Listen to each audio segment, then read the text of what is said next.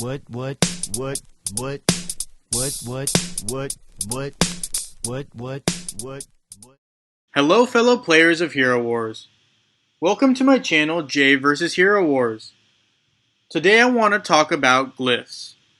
Now, the reason I want to focus on glyphs a little bit more is because there seems to be a lot of questions about glyphs, so I am hoping that I can help you guys out in terms of maybe dispelling some of those questions and helping you guys figure out which glyphs to level up.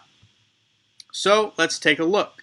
Alright guys, so now that you're at your heroes, the first thing you need to know is your characters for glyphs must at least be at blue rank for you to unlock glyphs 1 and 2. So what do I mean by that? If we look at some of my other heroes here that I haven't touched at all, such as Lars, here you can see my Lars is a white rank. I haven't really done anything to him. He's still level 1. So his glyphs are still all locked. Can't really do anything there. The same can be said for, let's say, like Peppy, right?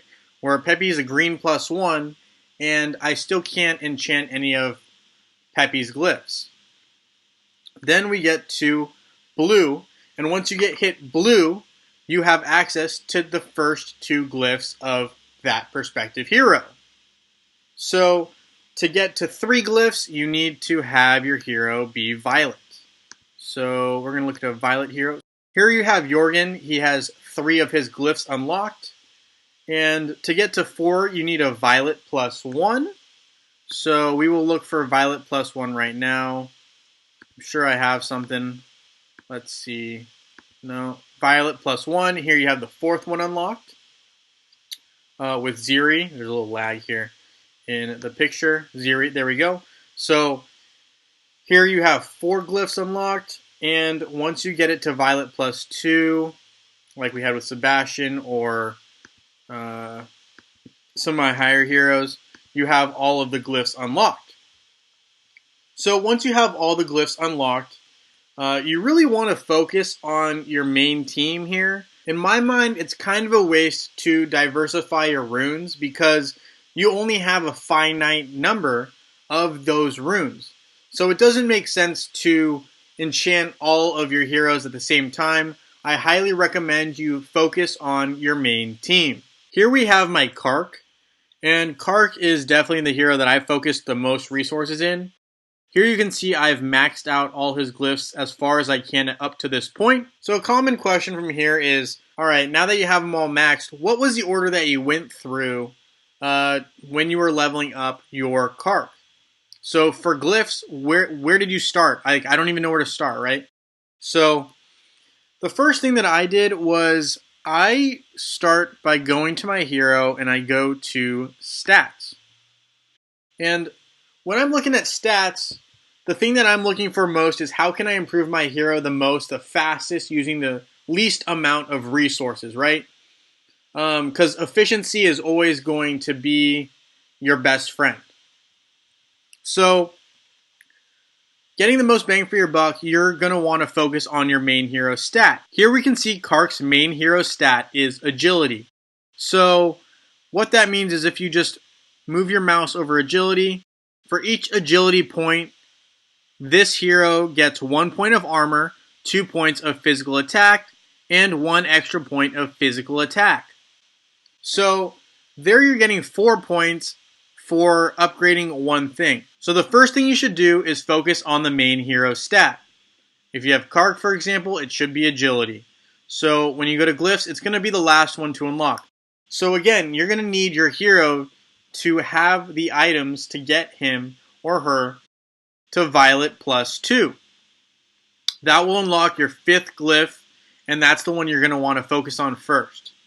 Once you focus on that one, then it turns to a matter of attack, at least in my opinion. Now you're probably thinking, alright Jay, I get it. So the first glyph that I want to do ideally is the main hero stat, which for Kark would be agility. So what do I do next? I've maxed out that first glyph. Now what? A lot of people will tell you armor penetration. And armor penetration is great, but that would not be my recommendation. My recommendation is the next thing you should do is go to your skills for your hero. So if we go to skills for Kark, and we look at the first one, this one doesn't say anything about any glyph related stat. So we'll go to the second one. This one doesn't say anything about a glyph either. The third one though, here it talks about physical attack. And here you can see it actually, this effect here, the damage from the attack, is directly correlated to the physical attack. Now let's look at the fourth skill of Kark. This one doesn't have anything to do with the glyphs either. So looking at this third skill, Deadly Tendrils, let's read what it says real quick so we can see whether it's an important thing or not. So while Kark is alive, he strikes every enemy who is thrown into the air. If the enemy level is equal to or less than 98, Kark deals double damage. So to me, this is one of Kark's most important skills. I would focus on this. Even though I think armor penetration is super important, I would actually go, after doing the agility glyph, to physical attack because of this third skill. After this one, I would go to armor penetration. But that's just my opinion because this skill is directly correlated to physical attack. So with that being said, the order that I would go if I'm leveling my Kark is agility, then physical attack, then I would do armor penetration, and then I would do armor and health probably equally. So that's my interpretation on the glyphs. Always look at the main stat first, then go to your skills and see what glyphs can potentially affect your skills and go from there. So that's my take. Feel free to leave any comments, let me know your thoughts. Thank you so much for watching. Please subscribe. I look forward to seeing you all in Dominion.